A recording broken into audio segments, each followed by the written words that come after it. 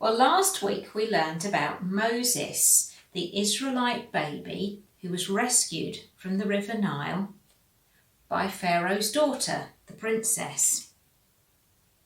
And he went to live in the palace of Pharaoh as the son of the princess. Well, Moses, of course, grew up. And he grew into a big, strong man. And he lived in Pharaoh's palace for 40 years. Now remember that God's special people, the Israelites, were still living in Egypt, but they were slaves. There were many of them in number, but they were being cruelly treated by the Egyptians. Come along, get on with it, faster, faster, more bricks, more bricks. So they were working hard in the hot sun every day. Well, Moses saw what was happening. He saw that his people, the Israelites, were being cruelly treated by the Egyptians, and he wanted to help. One day, when Moses was out, he saw an Egyptian man beating an Israelite man. Duff, duff, duff, duff. Run away, run away, run away. Moses looked around to make sure that nobody was looking, and then he killed the Egyptian. And then he covered his body with sand.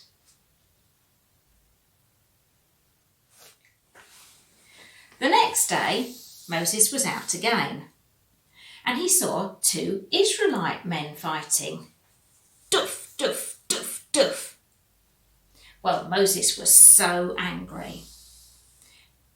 Oi!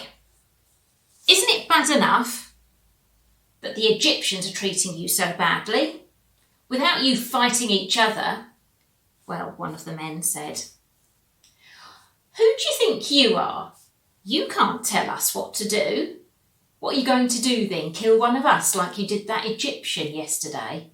Well, then Moses knew that people knew about him killing the Egyptian. And unfortunately, Pharaoh also found out. And he tried to kill Moses. And Moses had to run away into the desert. In the desert, Moses sat down by a well. Some sisters who were looking after their father's sheep came by.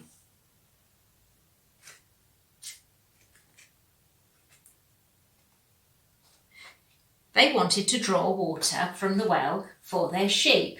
Unfortunately, some rather unpleasant shepherds also came by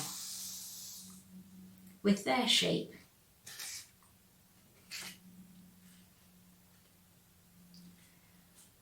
No, you can't have any water for your sheep, they said. Go away. Well, Moses got up and he came to the rescue. Hey, don't be so mean and selfish, he said. And then he got water for the lady's flock of sheep.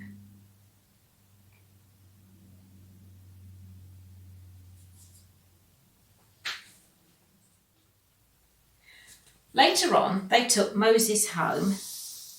The ladies took Moses home to meet their father. You must come and stay with us, he said. So Moses did stay with them.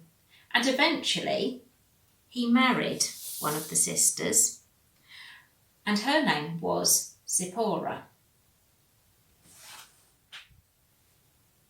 Meanwhile, back in Egypt, God's people, the Israelites, were still being very cruelly treated as slaves by the Egyptians. They came together to pray and they cried out to God, please God, help us. Please God, save us from this terrible life of slavery. And God heard their cries. Back in the desert, Moses was out looking after the sheep. and he came to a mountain called Mount Sinai, the mountain of God. And Moses saw a very strange sight.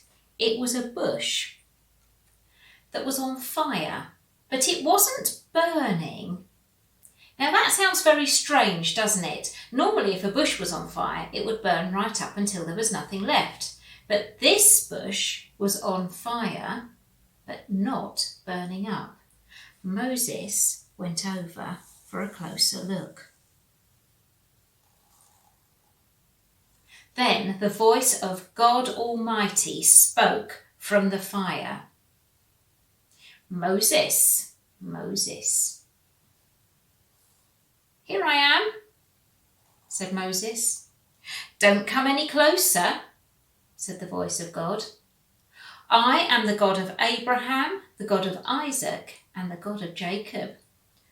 Ooh, thought Moses, the God of Father Abraham, the very first Israelite, and his son Isaac and his son Jacob, the God who made all those promises, the one true God. And Moses was so scared that he hid his face. Then the voice of God spoke again. Moses, I have heard the cries of my people in Egypt, and I am going to rescue them. Oh, thought Moses, that is good news. But God went on. I'm sending you, Moses, to Pharaoh to bring my people out of Egypt. Moses was scared. I can't do that. I will be with you, Moses, said God. But I'll have to do some miracles in Egypt before Pharaoh will let you go. But what if the Israelites don't believe you've sent me, said Moses. Moses, take your staff and throw it on the ground, said God. So Moses did.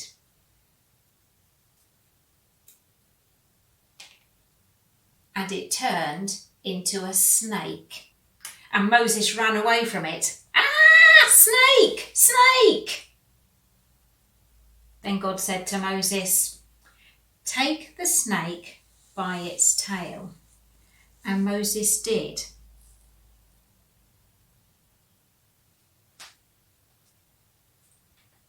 But don't do this at home, because God didn't tell us to do it. He only told Moses to do it, and snakes can be dangerous. And the snake turned back into a staff. There you are, said God. That'll show them. So Moses said, but I'm not very good at speaking to people. And God said, I will be with you. I will give you the words and help you to speak. And Moses said, send someone else. Well, at this point, God got rather cross with Moses because Moses wasn't trusting him. And then God said, all right, your brother Aaron can go with you and help you. I'll tell both of you what to say and he can do the talking bit. But don't forget your staff so you can perform the miraculous sign with it. And we will find out what happened when Moses went back to Egypt with his staff next week. But the important thing to remember from this week's Bible story is that God had a plan. Moses had a job to do, and God gave Moses the help that he needed to do that job. God might have a job for some of us to do, and if he does, we might be scared, like Moses. But God will give us the help we need. Now we're going to make our craft to help us remember the story and to tell it to other people.